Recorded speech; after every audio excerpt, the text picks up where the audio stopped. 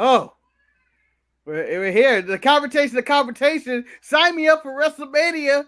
Ripley, Aaliyah. Winner gets Buddy Murphy, as he made that joke in the ladder match, which, when he makes the joke, it's not funny anymore because I wanted to make the joke on the show. Really? That's the joke you would have went with?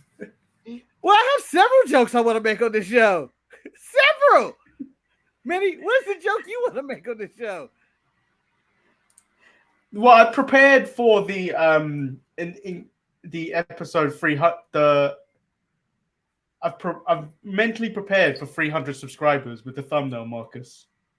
Oh, like how I did the 200 one. Look at this.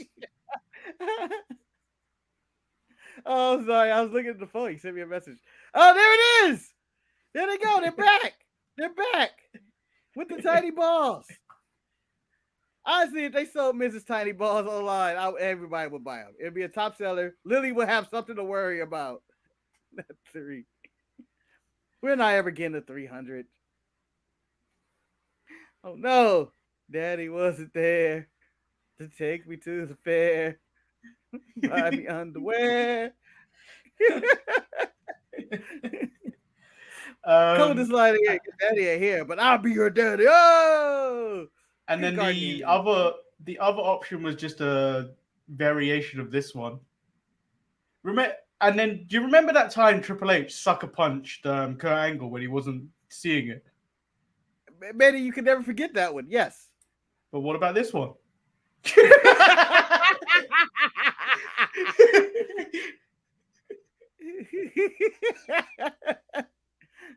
So hell of a boy, because you should have seen it. Yeah, she looks extremely happy, and Becky looks extremely pissed as if she just got mocked in her outfit. How dare you say I look like a seagull?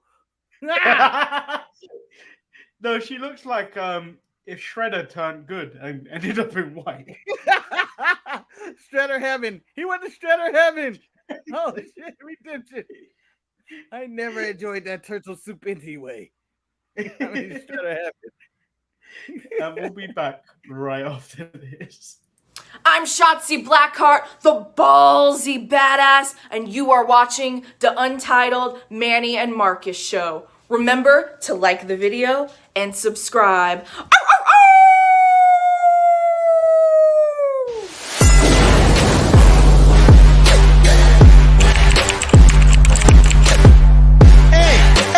Hey! Oh! Check out the Marcus and Manny show. I hate you both right now. You guys are ridiculous.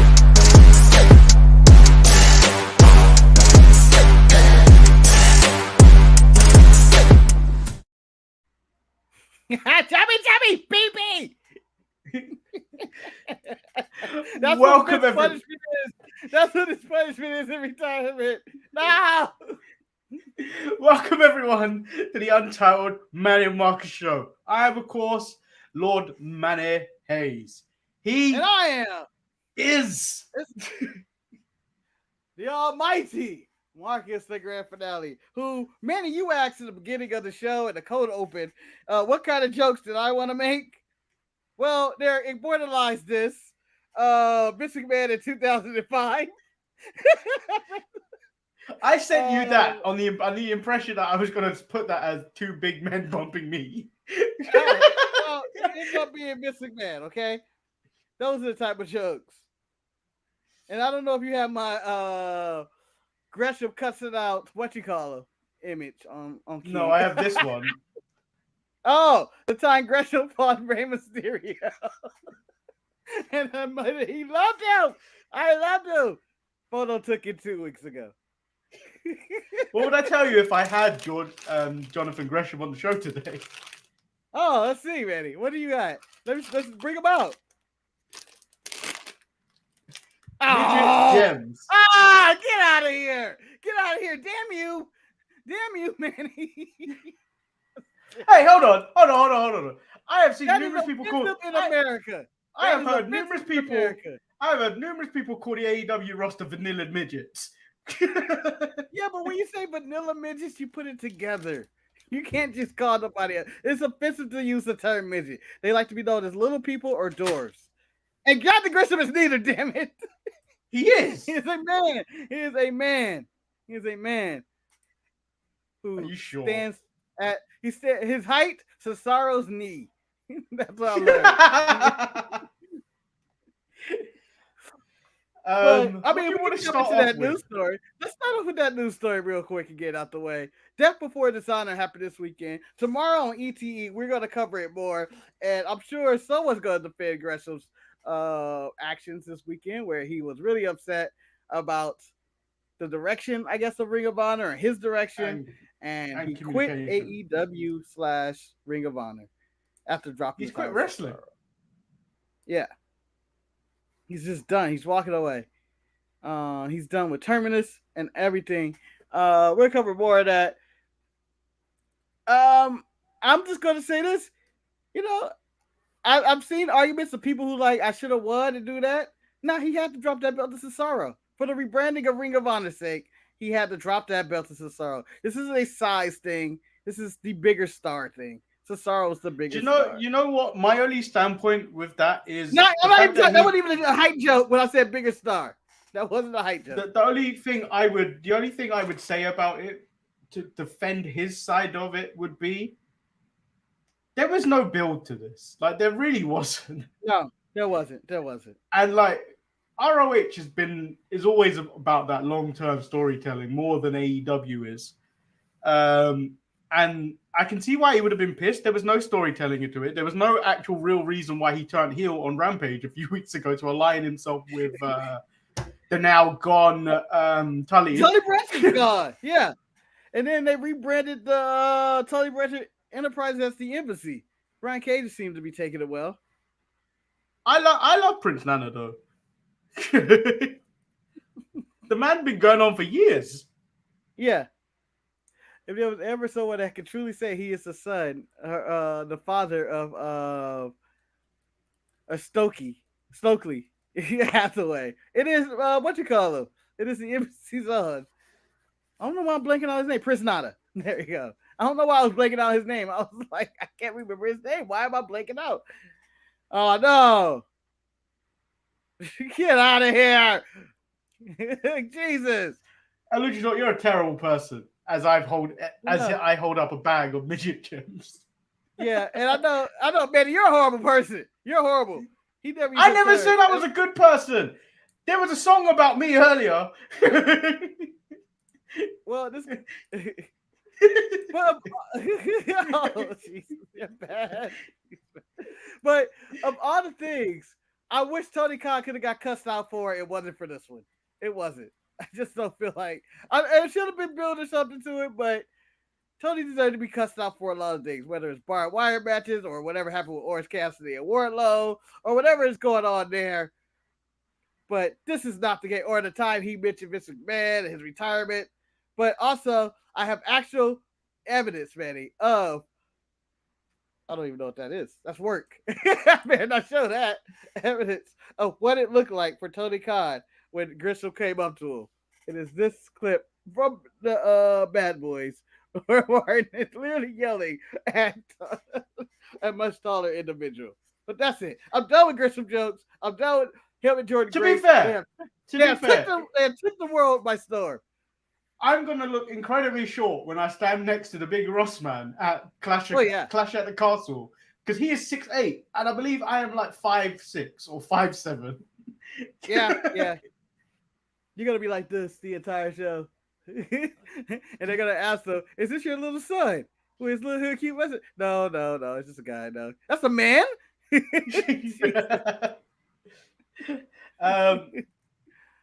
Yeah, so more of this will actually be covered tomorrow on ETE with Gresham, and about Gresham, the Ring of Honor Death Before Dishonor with Marcus and Jamal, who's in the chat. Vince McMahon. Watch FTR and Briscoes now, damn it. Watch it now. What was I going to say?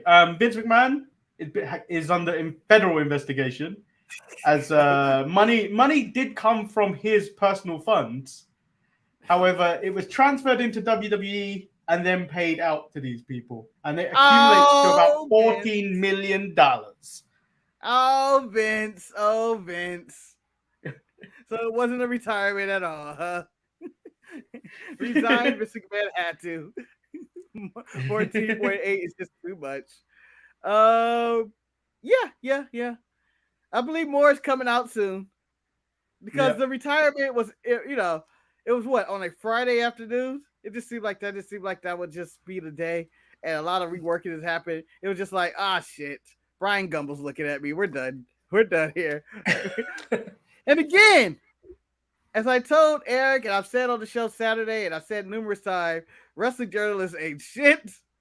It took these outside journalists to take down Mr. McMahon. Mr. been around for 1,000 years, doing all this shit, humping whoever he wants, hushing him whoever he wants, doing whatever he wants, running amok through this industry. And now it took Wall Street Journal and Brian Goble to take 1 week and say, "Hey, what's this Mr. McMahon guy doing?" Oh, everything. Everything. We barely looked. I just kind of cracked the door and a foul odor came out. And it looked like, he's fucking everybody and paying everybody. And he's using their money from the WWE to do it.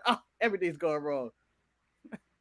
The quote Levi here. They finally got him, but I hear it also in Chris Tucker's voice from Friday when they finally got little Chris. They finally got that motherfucker. They finally got him. But yeah. So I think more is going to come out about that soon. But it's a new era. It's a new era. Triple H is under control. He's head of creative now, which I think we may see more changes coming about. I think Paul Heyman's going to regain his role probably on Raw or SmackDown. I forgot which one he or had. SmackDown, which will be beneficial to everyone. I think programming was better when Paul Heyman was leading it. People had more character direction and stuff like that. And he was trying to push newer stars and stuff, but we're not gonna. Again, I don't think it's gonna be dramatic. For everybody hoping this is a change, a revolution, this is a baptism of the WWE. None of that's gonna happen really right away. It's gonna really take a lot of time. It's not gonna be all of a sudden the lights are gonna get darker in the arena, or instead of the blue felt or whatever it's called, the mat, it's gonna be black like NXT. It's not gonna all of a sudden just be NXT. A bunch of indie guys aren't gonna just be cartwheeling through the arena and doing flips and shit. It's not gonna be that. Right away. I have a feeling he's gonna start calling up some of his boys back. Oh yeah. Mr. Gargano. Johnny Wrestling. Come here. Vince wouldn't push you because of your height, but I push you because I love you. I love you. Oh man. But we also have fears of who he may bring back. Manny, Karrion Kross is still out there. And he played NXT. He killed NXT single-handedly. He became champion NXT, eventually died 2 weeks later. He could always bring him back. Who is the main person you think Triple H will try to bring back?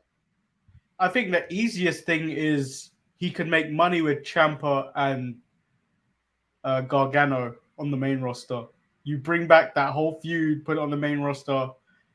I think that's probably his go-to straight away. I can see that, but I think his main go-to, he's gonna put the band back together. His band, excuse me, of Merry Men. Number 1, Road Dogg is randomly gonna come back. He's back. Road Dogg, bring your ass back here. All right, you're here. You didn't know? You didn't know? I know Samoa Joe and the Rigo in the contract, but I can see him going, as soon as you guys are out of contract, come on back to me. But excuse me. But the main team or people, I think he's going to bring back. Maybe because I'm fresh after watching Death Before Dishonor. He's going for FTR. He's going to go for the heart. How are you a real tag team and you don't have the most prestigious? No one cares about it. Most prestigious tag team title of all time. How do you not want to take down the Usos? They have everything. They've done everything on the Indies. Now you got to take down the Usos. He's going for FTR. Andy's Maybe, friends but with him. I don't see Andy's them already doing friends that. with him. There's no way this could go wrong. Triple H loves tag team wrestling. He's gonna bring back FTR, and maybe even he's gonna sprinkle back Naomi and Sasha. I think that's probably high on the list as well. Rebuild mend some fences.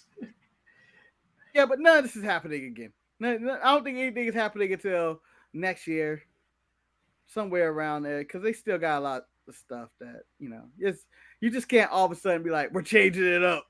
I mean, they can, but I don't think it's gonna be as drastic and dramatic as people saying. I saw somebody online post like, man, Triple H, he sucks as a booker, and this just shows that he's desperate and trying to lead on this and all that. I'm like, no, Triple H is good. He's good. NXT was amazing. Triple H is good. I think NXT failed because not many people are actually invested in NXT, because like the numbers haven't really changed from Wednesday when they were on Wednesdays. So I think they lost like 100,000 views, maybe. Yeah, that's that's a lot, but it fluctuates, like depending on like what they have booked on the show. But like, it was never going to succeed. I don't think it even benefited AEW that much, them coming off, because AEW maybe gained maybe 100,000, maybe, because they fluctuate around 1 million. They were still doing 900s when they go 9 to 1 million. Yeah. And it didn't change that much when NXT went off the air. So, and NXT failed basically because whenever these guys went to the man Vince McMahon, he would just be like, nah, yeah, you told me you had talent down there, nah. But this could also bring back, because Vince had bad blood with Bray Wyatt and stuff. And the main thing I want people to stop thinking is that all of a sudden Theory is not going to be in the position he's in. Theory is going to be where he's at. Vince doesn't have any beef. I mean, Triple H has no beef with Theory. He likes Theory, it seems like. I think they may hold off on it. I think it just all depends. Do you know what? Saturday's going to be a really good night. So pay attention to the channel, because there is a watch along this Saturday with me, this guy right here, and Wes, the unpredictable Wes, the wild card. The 500 view man. Never on the show that's under 500 minimum views. 500 views. Eric will not be on that show, nor will he be a regular Saturday show this week. Yeah. Apparently We briefly talk about SmackDown before we start the show. I think the only thing I probably want to talk about is that damn Shillelagh match. A Donnybrook, a good old fashioned Donnybrook. Let's move into Monday Night Raw. It kicks off with a brawl, Marcus. A brawl between Logan Paul and The Miz. Very out of character. That's what they described to me. And I call bullshit right away. Logan Paul came out there. He said, Miz, let's fight. And then Miz just walks out there and fight. I feel like that's not the Miz character to be like, yeah, let's go. I'm looking for a fight tonight. I'll tell you one thing, Marcus. You know that boy with the big boots and the bad punches in NXT, that Briggs boy. Yeah. Logan Paul punches better than Briggs. Yeah.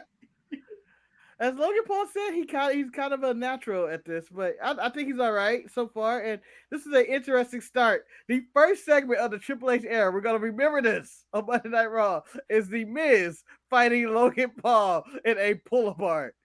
But people forget, Logan Paul's got an amateur wrestling background. And all these testicle jokes, he's missing about 25% of one testicle. I've done research. Why are you doing testicle research, Reddy? Because testicle is the word of the day on Monday Night Raw. The only testicles I know about are Lance Armstrong. And that's it. That's the only other man testicles I know about for whatever reason. What? Because that's what the media talks about. What about test fans? His testicles. Yeah. They long disbanded even before they formed. This was more of a setup to delay the introduction of Roman Reigns and the Bloodline. Roman didn't feel like talking after saying, "Acknowledge me," and Madison Square Garden, and then hands the microphone to Paul Heyman. Paul Heyman cuts a similar promo to the last time Roman was on TV. hyping up Brock Lesnar, but turns it around for another rah-rah speech for the tribal chief. He says Roman is tired of his legacy being compared to Brock Lesnar. And then Theory comes out, reminds everyone he's Mystery Money in the Bank. And then Roman says, Theory, your daddy ain't here anymore, which prompts a daddy's gone chant. Who's your daddy? And then Roman says, if Theory keeps messing up, the tribal chief will be his daddy. Yes. Roman with the first shot. And this wasn't even the first Vince McMahon reference. Paul Heyman with the microphone that didn't work was talking about you will be the next person who's gone.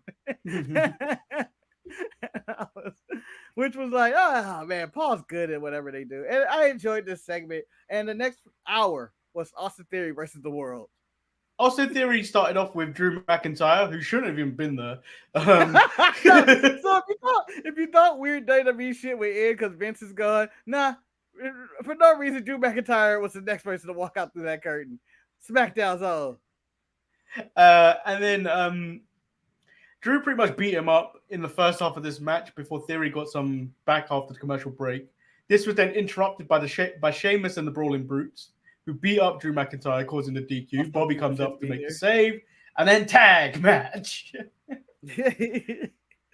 Bobby Lashley and Drew McIntyre versus Austin Theory, when you could just made the Brawling Brutes in the tag match. Nope. Yeah. Theory, you're back in there. I don't care if you did just have a singles match. You're back in there. Your team was Sheamus. But why? Well, Marcus, how good was that knee? How good was that knee for the spear? It was a great knee. That was a great knee. That was a really good knee. Yeah. Ooh. And then this was another time, Marcus, this is how I know a new era is here. There's another time an ejection happened and then it instantly lead to a pinfall. They threw out the Brawling Brutes and then the match continued. Yep. And I was like, oh, we got another 10 minutes of this, or 5 or 10 minutes of this. Yeah, but you know what? I believe this was all the first hour of Raw, right? This is all the segments. Yeah, pretty much. Yeah. And then it ends with the Usos super kicking Theory, and then Roman first Dolph Ziggler distract Theory, who was in a winning position, forgot about that. Which led to the ending of the match. The Bloodline super kick Theory, and then Roman tells him to make the right decision. And then Dolph explains his action that he needs to teach Theory a lesson. AJ agrees with him. And then the Alpha Academy interrupt and want to beat the jealousy out of both of them. Good times. Yep. A lot of stuff happened right there. A lot of stuff. But I don't need the makeshift tag team with AJ and Dolph. Whatever Vince was going to do with Dolph, I guess it's done. Because maybe, yeah. Tag match, and it was like, yeah, we're done with whatever that was. Then we get Rey Mysterio's 20th year celebration. I didn't write any notes on this. Rey said he broke the mold of what a WWC superstar should look like. Then mentions everybody that got him here. He mentioned Eddie, etc., etc. And then the Judgment Day circle the ring, and then we get a match. Match is pretty good. Yeah, Dominic sucked, but it was a pretty good match. Yeah. Like, he was struggling in the match. But I was shocked that Rey Mysterio got this win. I thought he was going to lose again against the Judgment Day, but he got a pin on what was it, Balor? Yeah, and then we go to the back where the celebration continues. Rey pulls out the Patron. Yeah, one of the most deadliest drinks I've had. Man, if you thought you had a throat problem, drink that. Clears everything up. Manny's having PTSD. I'm trying to Patron. Oh God, that almost killed me. It's just tequila. It's just overrated tequila. That's all it is. In the celebration, Aaliyah gets Rey Mysterio his Halloween Havoc gear, which he wore against Eddie. Wait a minute. The part about this I didn't understand. He's like, "Did you give me this? This is your money?" No, that's what Dominic said. Did you pay for this? Yeah. I mean, clearly wasn't you. You don't go to the pay window. Well, Aaliyah, where did she get the money from? To buy that? Did she call AJ Francis up to get this gear? Because I believe when I would love that to be. I would love that to be a tie-in episode. Aaliyah searching for her dad's stuff. I have been looking for this one forever. Who had it? Psychosis. Son of a bitch. Rhea turns up, beats up the Mysterio kids, and then which was a setup for the rest of the Judgment Day. Finn says it isn't your anniversary, it's my birthday, and then powerbombs him through a table. But it was factually correct. Yeah, it was, and it made me laugh. And they dragged him down the hallway, which was great. I enjoyed that. My favorite thing before this, though, is as Rey Mysterio is taking a shot and hanging out with people, you see Priest just marching back and forth through the halls. And then Bianca Belair comes out. Before she can say anything, Becky comes out. This pretty much ends on the brawl with this Becky Lynch and the surprise punch. And this was a pretty good pull apart afterwards. Yeah. It was really nothing else that could be said in their feud. I mean, it's been going on for a year. Why not just fight? And they were just being very disrespectful for each other. Very disrespectful. Yeah. So. And then we get Alexa Bliss versus Doudrop. Alexa Bliss says before the match she's going to reclaim her place at the top of the division and sends a warning to Becky and Bianca. But the match itself was very meh. Yeah. Very I didn't need this match at all. Honestly, I can't remember a single thing. I remember her promo, and I remember her saying that she's going for a number one spot. Lily's number one in sales. That's until Miz starts selling his tiny balls. But at least she has a character direction, I guess. Now she has a motive. She exists. Yeah, she has motive, but she hasn't done anything yet. I think this may be the worst segment of the year, which is the Logan Paul Impulsive TV. Logan Paul demands Miz to come out. You mean in WWE or in WWE? In wrestling? I mean, I think the Keith Lee. I think the Keith Lee segment with the cake was better than this. I don't know. I disagree. I mean, Maurice stalled. Punch somebody, I guess. Yeah, Maurice stalled this segment as well as how bad Logan was on the mic. This was like Maurice struggled to say genitalia. Miz admits to measuring his testicles. Maurice slaps the mic out of Logan's hand. And then Logan says Maurice has bigger balls than The Miz, which leads to a jumping by Ciampa and The Miz. And then I'm going to say this, Manny. This was not the worst segment in AEW. I'd rather see Maurice titties than Keith Lee's. That's mean. But yeah, I would. There was a forgettable Jeff Jarrett segment with the Street Profits and the Usos. Looking like a warden in a prison. It definitely did. He looked like, he was like, get off my yard, boys. Yeah. Or some daddy. I told you again. I said, say it again. Y'all keep acting up. I get involved. Jeff, what are you gonna do? You don't even have your guitar with you. What are you gonna do? Did you see his arms, Marcus? He's been the king of the mountain form. This was my world, my world. If he comes out with a stupid Double J song with, the horse with him and Tennessee Lee, I'm gonna be really upset. He needs to come up to my world. No, he needs to come out with a horse. Yeah. Dun dun dun dun dun dun. Dun, dun, dun. Ain't I great? Oh, by the way, I could not stop laughing. I need to retweet it at some point. Oh yeah, how can he say don't piss me off in this segment? How can he not say that? That's like his main catchphrase. Don't piss me off. Go find Chris Statlander's Twitter, and someone's put over. She played the FTR's theme music on a recorder, and then they put it over the entrance from Death Before Dishonor, and it sounds more worse than ever. AJ Styles and Dolph Ziggler take on the Alpha Academy. Gable calls these two a thrown together tag team. Yeah, it was his fault they're together. Yes. Another thrown together. It was a good way to take a shot at your New York Knicks, Manny. As in that plays here, the New York Knicks. Thank you. Can I just point out something? Yes. What Do you do I remember have, last Manny? season, at the beginning of the Knicks starting season, they were winning games. And what did I tell people? They will only let you down. And what did they do? As I Well, said, I maybe was watching them from the shadows. I am not supporting them anymore with all my pride. I am hiding myself in the shadows and I will merely keep an eye on them. I can see you singing like Lady Gaga. In the shadows, on and on. In the shadows now. However the hell that song goes, I just know it sounds something like that. But I just want to play that song when Manny's watching the Knicks now. The Knicks are trash. You'll never catch me watching Knicks game. Shadow Manny. They won one. Yeah, did you see the video of them going crazy? The fans, insane. And then we get the main event, which was Bloodline versus Street Profits and Riddle. Montez bled in this match, and I don't know how. Attitude Era. We're back. TV 14. I think it was either from like Roman's boot or chop. Maybe he scratched him in the under his eye or something.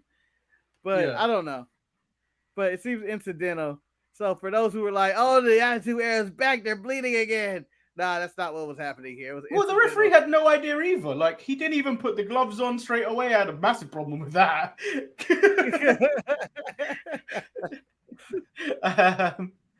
And then this match was very basic, to be honest. It wasn't memorable at all. It was nothing special about this match at all. It was just there.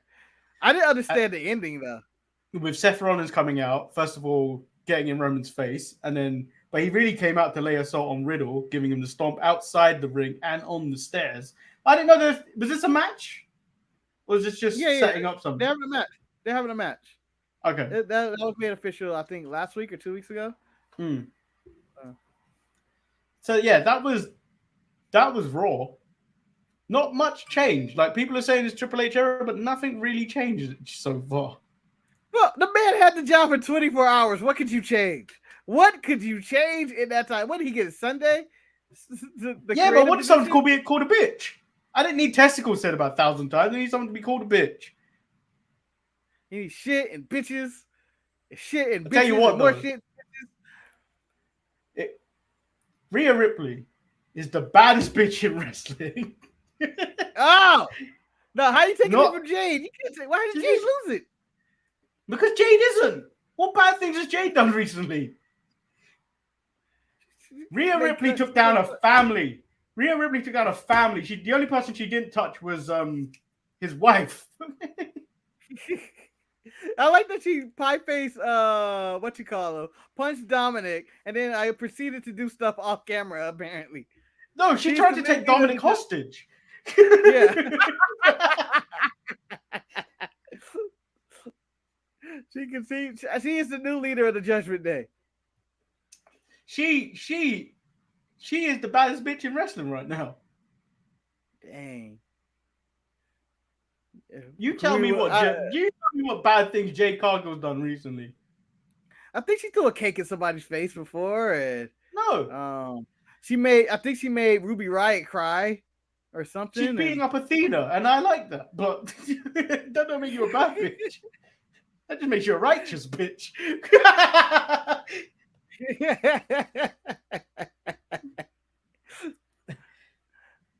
So yeah, Rhea attacking her current boyfriend's 19-year-old girlfriend. But I believe she might be 20 now. She's 20. I did pay attention to if she was holding any alcohol on TV. Ray, you're a bad father. She brought the tequila. By the way, that tequila was more than half gone. Yeah, that Patron was more than half gone. The Mysterios were there for what, 20 minutes? Like, they showed them arrive. The party got started. I was like, oh, the Mysterios went hard on that tequila. Ray barely got some. I don't know why he just got the bottle. I was like, fuck, the Mysterios are drunks. They go hard. So that was Raw. Not memorable at all. I mean, she don't win, but yeah, that's the baddest. She's the best. The best. I lost respect for her at Ring of Honor.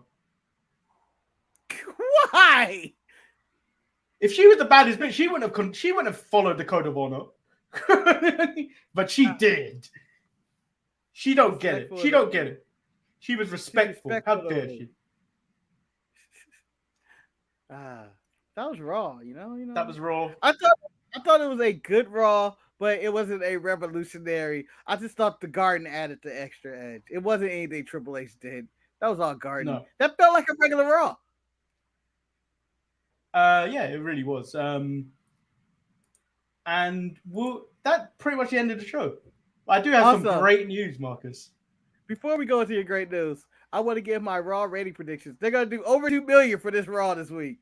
Due to Triple H is in charge. Yes. Due to Vince McMahon's retired, Triple H is in charge. They're gonna do over 2 million views this week. They had no competition. There was nothing going against it. It was I had to see what is Raw without Vince McMahon. I think that's what they got. 2 million. So weirdly, if you're going to talk about 2 million, people don't understand the pull of Logan Paul. So he was in a YouTube video on Sunday.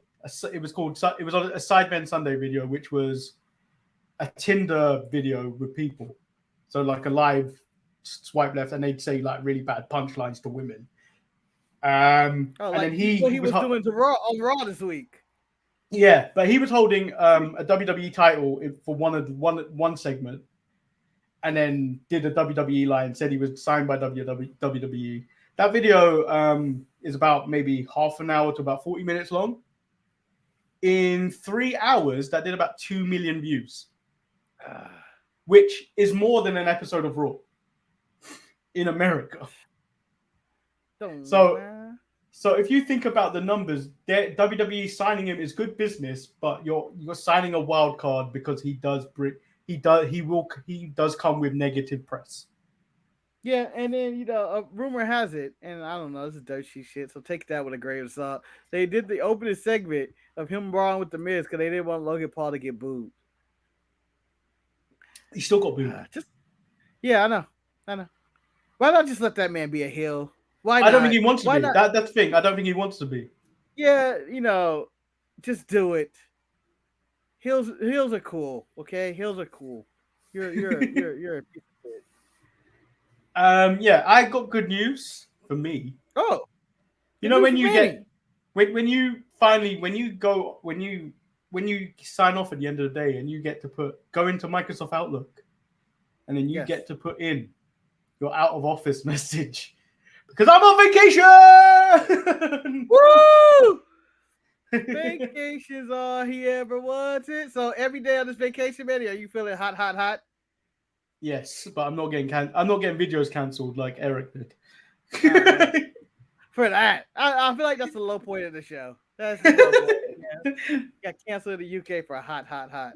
Marcus, you got cancelled worldwide with exception to the America.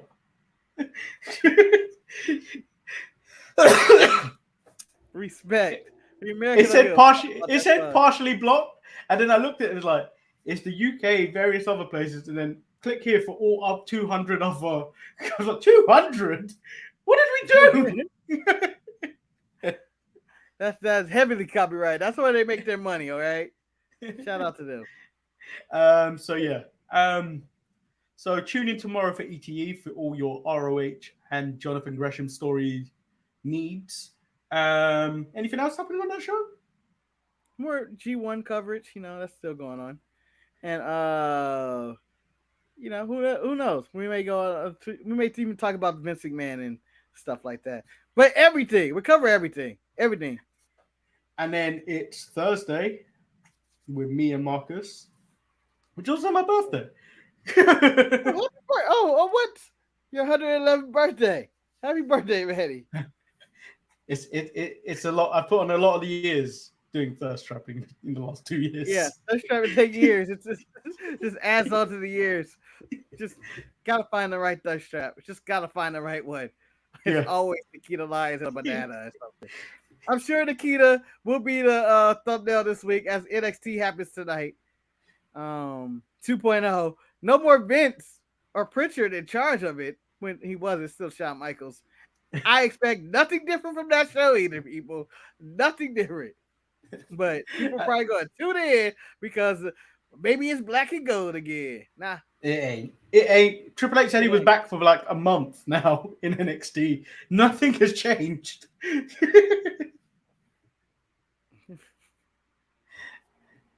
So give me the Vince McMahon podcast. That's all I want. Just have. I don't even care if it's with Conrad Manny. Just have somebody ask them questions. Oh, I can't stand what Conrad. was going on. I can't either. I hate him, but I just want a Vince McMahon tell-all podcast where he gets a question his decisions, and he goes like, "That was amazing." Oh shit, that was amazing. Damn. I want to see a drunk Vince just letting loose on all the stories. Just angry, bitter. I want him to take shots at WWE. I want him to go to full circuit of ex-WWE talent. Oh, and I just want Linda. Never loved her. Never loved her. Never. But I want him to do the ex-WWE talent. I want him to have a podcast, start an OnlyFans, get on Twitch. Vince on Twitch. Showing up at random wrestling conventions with 8x12s or 8x10s or whatever they're called. Just the full insert. Just dabble in acting. Oh, I've got nothing to do tomorrow. So technically, if you want to follow me on Twitch at Manny-728, I'm probably playing as Dusk Falls again, and you can join in on some of the choices I make. All bad ones. Like in real life, bad ones. So yeah, that's the end of the show. Tune in to all the other content across the week.